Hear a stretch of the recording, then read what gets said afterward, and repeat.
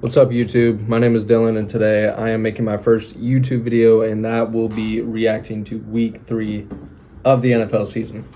First, we're going to start off with the Jets versus the Patriots. I took some notes of this game, two relatively boring teams that I could care less about, but it's a game, so let's talk about it.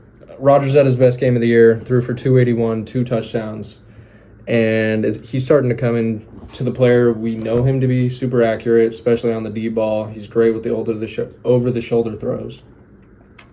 And he's really starting to get into a groove. He's finding that connection with Garrett Wilson a little bit more, but it seems like him and Allen Lazard have a better connection than him and Garrett Wilson. Him and Garrett Wilson just really have not been connecting as much as I thought they would be. I kind of expected the Devontae Adams connection when those two got together, and I guess Garrett Wilson's not as good as Devontae, so I shouldn't expect him to be Devontae, but that's just what I assumed. Rodgers going to New York. Rodgers is also a little bit worse than I thought he was going to be. He's not terrible. Like, he's still a great thrower. He's got a great arm, but when it comes to his mobility, he's got none. So he's not moving in the pocket. He's definitely not evading any sort of sack. And it's kind of damaged our offense a little bit. Braylon Allen has turned out to be a surprise player for the Jets. He was saying some stuff on the internet about how teams didn't draft him because of, I don't know if he didn't go to the combine or if he just didn't run well in the combine, but seems like they got a steal in the draft. He's been a stud, getting touchdowns, what it seems like every game. On the Patriots side of things, I think we can now say they're not close to starting Drake May. I mean, Jacoby Brissett got beat up.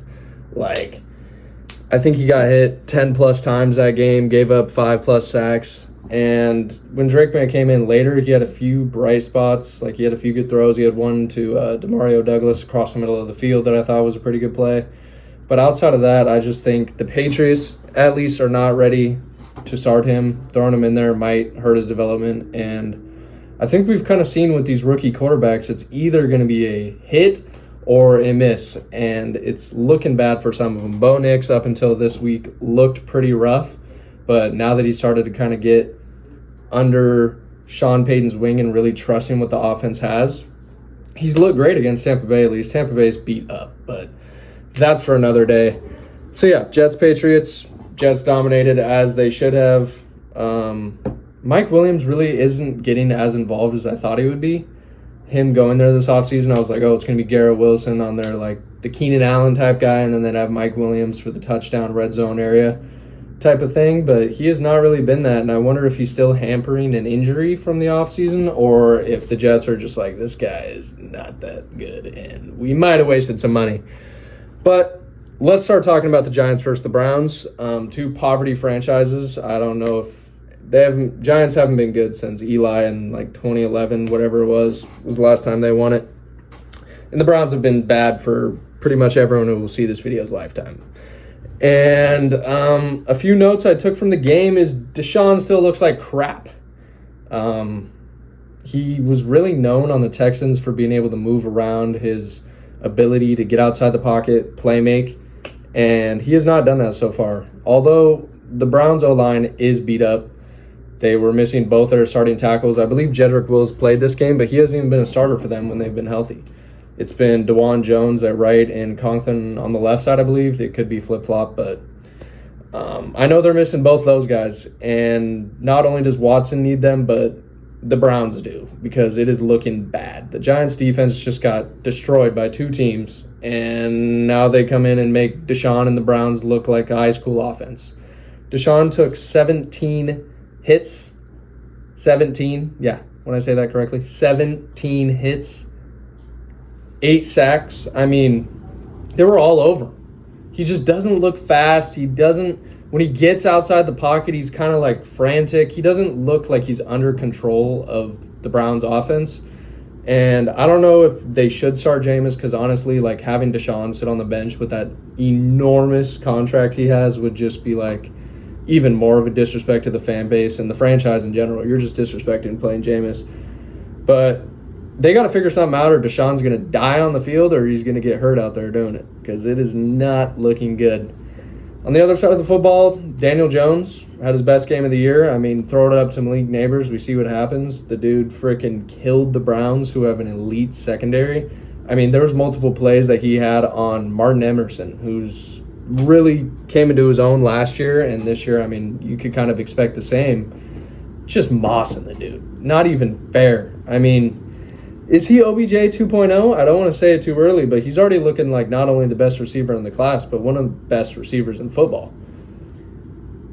Who knows what this kid's potential is going to be? LSU's just producing these superstar guys, so I wouldn't be surprised if by next year or maybe even the end of this year, if we're considering him in the same level as a Jefferson, a Chase, some of those other LSU elite receivers. On the defensive side of the ball, I noticed Deontay Banks, well, you know, I've seen a few videos. He be that clown. You know, he be saying all that, talking all that rah-rah on the live, right? I don't want to be disrespectful because I liked him as a player coming out. But every time I see this dude on film, he's getting mossed by Amari Cooper. He's getting torched in the red zone. Like, the dude, every single time I see him, I mean, week 1, Jefferson had a tutty on him. Like, I can continue with the plays he's been giving up. He's supposed to be an athletic corner, and it just seems like the athlete is not carrying him. And, I mean, Giants secondary in general is not great. Like, they lost Xavier McKinney. They don't really have a lot of players. I mean, they gave away Julian Love to the Seahawks. But in terms of Banks alone, a first-round pick, I think he has a lot of room to improve. Moving on to Chicago versus Indy. This game was a barn burner. Interceptions left and right, turnovers left and right, gritty, nitty-gritty football. Caleb had his best game of the year, which isn't saying much. I think he threw his first touchdown this game, so good for the guy. But 363 yards, 33 of 52 passing. He had 2 touchdowns, did throw 2 interceptions. But the thing I liked about this game is not only is he continuing to throw to DJ Moore. I think that's a problem with a lot of the quarterbacks I freaking see in the NFL coming in now with not a lot of experience. Throw it to your star receiver. Good things will happen. I mean, we saw Jay Cutler do it how many times? Just hucking it to Brandon Marshall. Like, he'll catch it. Just throw it. He was doing that with DJ, which I love to see. I mean, get your stars involved. But he's also building the connection with Rome, which I think is going to be huge for this Bears offense. Rome in the first 2 weeks, they weren't connecting. He was open on a few plays. Rome's also grown as a player. But I think this game, it really showed. I mean, he dominated. Over 100 yards. He had a touchdown, I believe. And the passing game is starting to come together. I mean, it's against the Colts defense, who's beat up. They look awful. They've been getting killed they got beat by Malik Willis and the Packers, which, hell of a job LaFleur's doing over there dealing with that, because he did not look like an NFL quarterback before he came to Green Bay. The run game for Chicago still got awful. I mean, Swift had 13 carries, 20 yards. He was averaging a yard and a half a carry. It must be the interior O-line, because I know they drafted a tackle in Darnell Wright last year. They have Braxton Jones on the other side, 2 solid young guys. I mean, I've seen some pretty sloppy football from their right tackle, Darnell Wright, but otherwise, I mean, it's got to be the interior. Like, they've got no push on offense. And I don't know if Buckner was playing this game. I know he wasn't playing week 1 and 2. But the Colts have looked super bad defending the run. I mean, Jacobs put up 150 yards against them. Zaire Franklin and E.J. Speed are solid linebackers, but they've looked horrible. And the Bears couldn't. I don't know if they had over 50 yards rushing. I know Swift had 20, but it was awful. On the Colts side of the ball, Richardson looks not great. I mean, he's only had, 19 starts now since high school? Because I think at the beginning of the season he had 17 total starts since high school. It's starting to show a little bit. The decision-making, he's rifling it in there. He's got an arm. Don't get me wrong. He throws a good deep ball, but he's just, the decision-making is not there. He's always trying to just throw at 1,000,000 miles per hour. Just settle down. You can gun it in, but steam coming off of him. He had 10 total completions on the game, and it's not a good look. Speaking, they have a really good coordinator in Shane Steichen. I believe Josh Downs was back this week, who is a big weapon in the slot. They have Adonai Mitchell, Alec Pierce. Michael Pittman has not been a factor so far this season. But maybe Richardson will get him involved. Michael Pittman was running the slot role. before Downs came back, so his depth of target wasn't great, but it should improve now with Downs back. It's just the passing offenses. It needs some work. I would say otherwise, just keep using the read option. I mean, treat it like it's Madden at this point, Indy. Just read option. Richardson, Taylor. You got to pick. It's unstoppable. I mean, you got Cam Newton, but not as great of a thrower, that's for sure. Moving on to the Texans and Vikings game. I mean, what is going on with the Texans? Or not the Texans, the Vikings. Sam Darnold has been resurrected from the dead. I mean, New York, he looked horrible. I mean, not as bad as Zach Wilson, but horrible. And the defense is insane. Brian Flores in this scheme, I understand him and Tua didn't get along, but what are these teams thinking of letting this guy go? We've seen the type of work he's put in. The Vikings defense is not that great. I don't think that's what people understand. They've got some good players, but I'm seeing Patrick Jones, 2 sacks, freaking Van Ginkel interception and the sack. They've got a bunch of players who are not known as stars playing at an elite level. Grenard had 3 sacks last week. I mean, the Texans O-line needs some work, if that's not already apparent. But Brian Flores, I mean, he schemed up the Niners. He's now schemed up the Texans, who have an elite receiver core. And the Vikings don't really have DBs. They don't have anyone to cover any of those top guys. So props to Flores. 5 sacks on the day. Texans were only converting on third down 28% of the time. Texans got a lot of work to do. They showed their youth on Sunday. And what I did think was kind of funny is the whole meme was going around about Caleb Williams, you know, not messing with the fact that C.J. Stroud walked up, tried to give him some praise and some advice. And then after the game, I saw a screenshot of Stroud getting walked up by Darnold. Darnold puts his hand on his shoulder. He's saying some advice. And I'm like, how the freaking roles have reversed. Moving on to the Eagles versus Saints. If you're new to here, which all of you are, I am an Eagles fan. So this game was quite insane. I was at work watching on my phone, detailing cars at the same time, which was a little difficult, but I got to see most of the game. They look god-awful with A.J. Brown. I mean, Hurts turns to Alabama Hurts when there's no A.J. Brown on the field. McCaffrey last year was probably the most valuable player outside of the quarterback position, but I'm starting to think it might be A.J. Brown because the win-to-loss difference when the Eagles have A.J. Brown and they don't is ridiculous. I mean, Hurts, he turns into who's a bust that can run the football? Tim Tebow? No, you don't hate Broncos fans, okay? Tim Tebow was just not the greatest thrower of the football. He looks bad without him. And he got Goddard involved. He kept Devontae Smith involved, who, I mean, got taken out of the game, is one way to say it. I don't know how there wasn't a fine, a penalty, or anything, but the dude got pinballed, helmet flying off, dropped onto the field. I thought it was the end of the season for him. I was like, this dude just got his ribs shattered, back broken, pause. But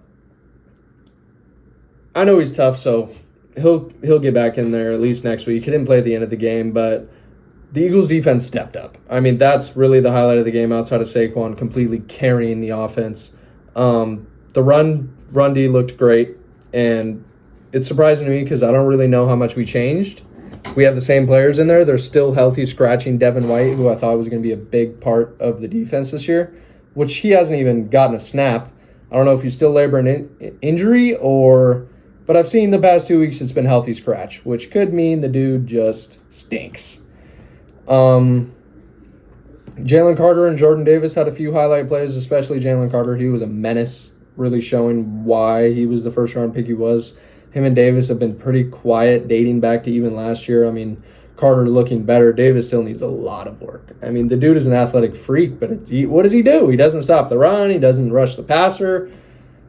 He was one of the best D-linemen in college. I'm pretty sure he won Best D-Lineman award his final year at Georgia. But he hasn't been much of an impact in the NFL. And his teammate hasn't either. Nolan Smith has been a non-factor. I mean, I thought the dude was going to be a crazy athlete. I was like, this could be a sneaky, just develop this guy. But I have not seen anything. I mean, I've seen the dude getting thrown around. He's out there looking 210 at defensive end. I understood he was a smaller speed guy, utilized the finesse more than the power, but there's neither. I mean, he runs full speed into a pancake onto the freaking turf. enough about the Eagles. It was a good win. The Saints kind of came back down to earth. They're really dominant run game the first 2 weeks, and that opened up the pass game and the deep ball with the play action they were running. But this week the run got stuffed. Kamara carried the ball, I think, 26 times. And with him not being efficient and scoring touchdowns doing so, it made it harder to open up the play action and the deep shots for them. So Saints still look great. The Super Bowl hype, I mean, we need to calm down, okay? Ravens, Cowboys. It was a hell of a game.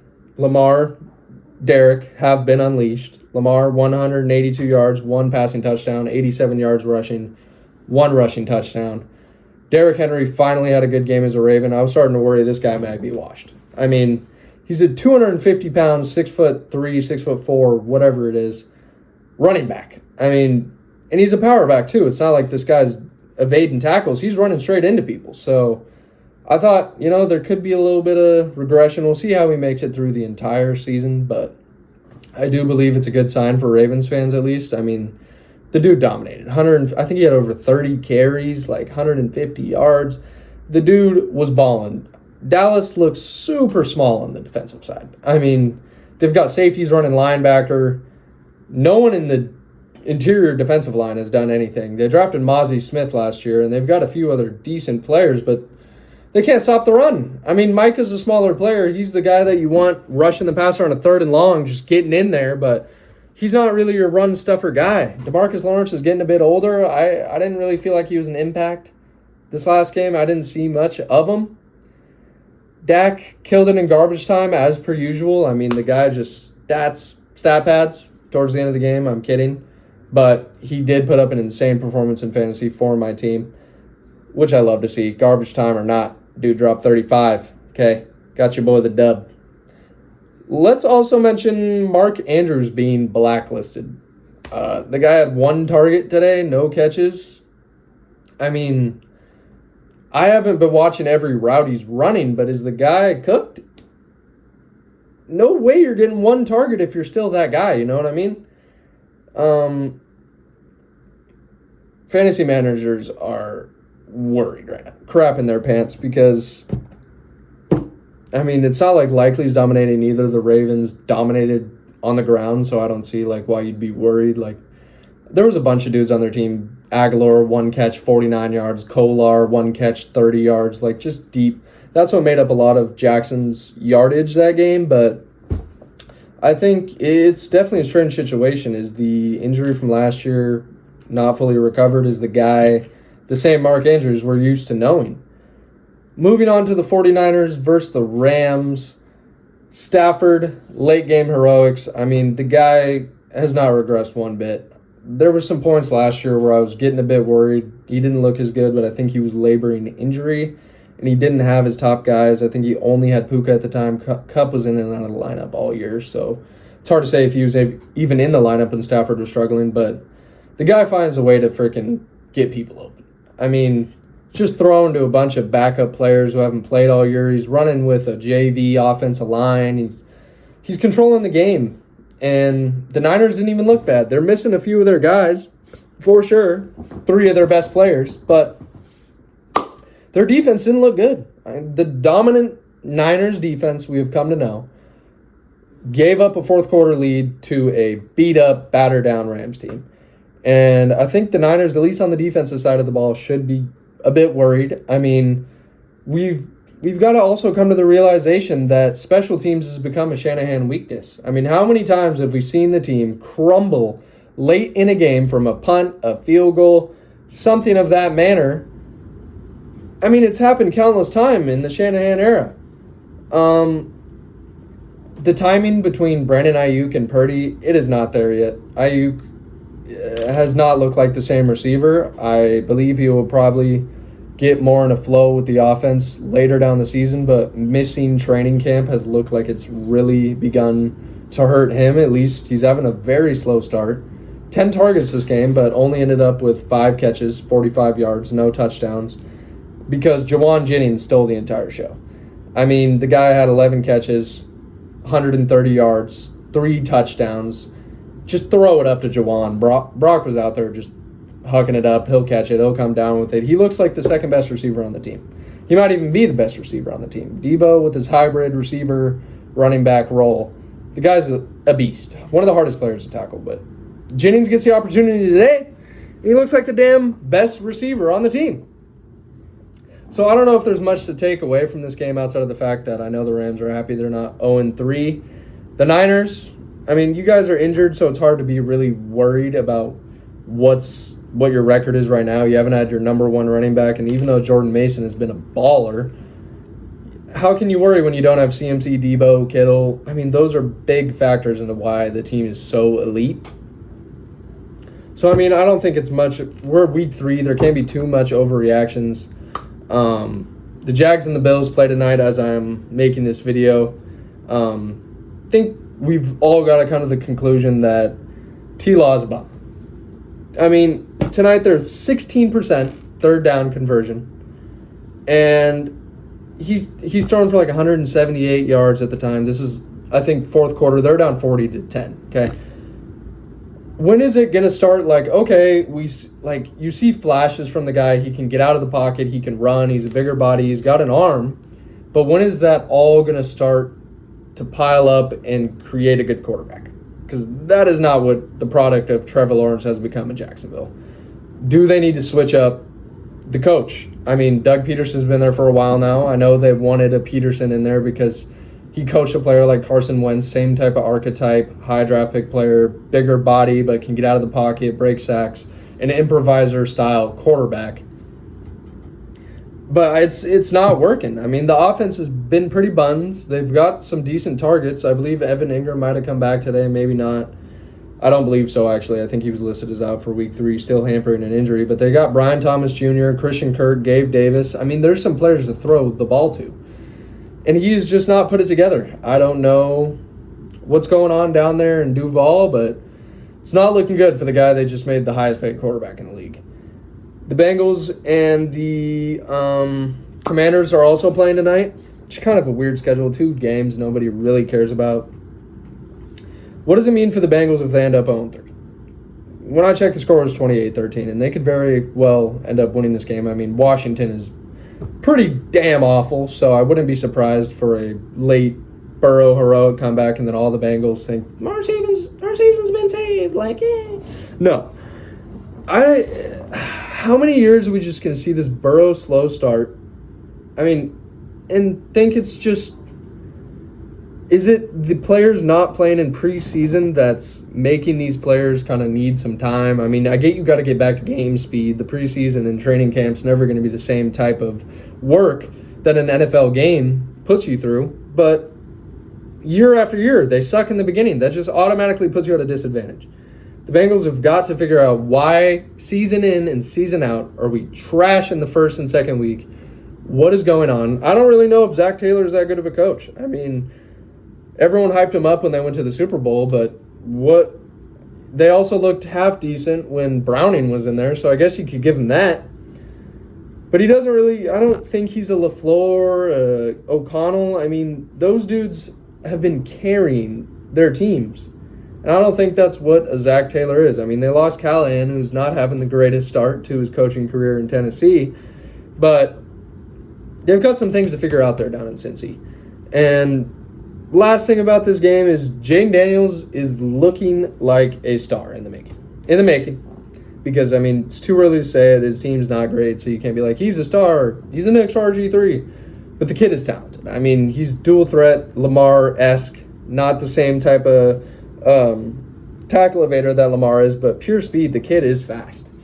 I mean, he moves in the open field. He's got a really good arm.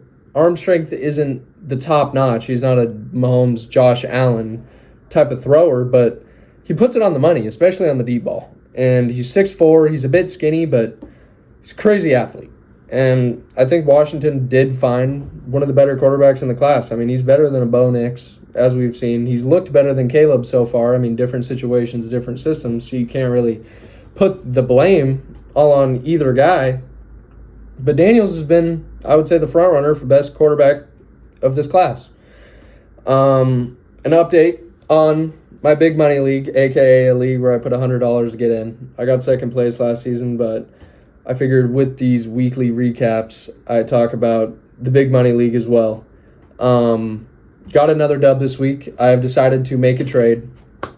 I'm sending Brandon Ayuk to Casper in my league member, for Puka Nacua, currently injured, and DJ Moore. You may ask, why are you doing this? Ayuk better than... You could say Ayuk and DJ Moore and Puka are pretty much all on the same level. I think you'd probably say Puka is the best just based off last season, but you can see where the risk to reward ratio is. Made that trade because Ayuk, I've had enough of the guy. Okay, 10 targets. I know we talked about him today and how the timing's off, but it honestly scares me for at least the next few weeks going forward. It's only going to get worse in terms of targets. I mean, the guy barely, I think, scratched 100 targets last year. So it's not like he's going to just be dominating wide receiver one every week. I mean, they got Debo, they got CMC, they got Kittle. They got a lot of guys in that offense. So I'm going to let Casper deal with that. I'll take in DJ Moore for now, play him as a wide receiver flex option with Pickens, AJ Brown, and J-Mo. But I'm excited for that play. At least I hope Puka comes back later in the season and just returns to himself. Stafford's just firing it in there. But let's hope Kupp doesn't take all that production, because that could very well happen too. This has been Week 3 recap on the DJB channel. Thanks for tuning in.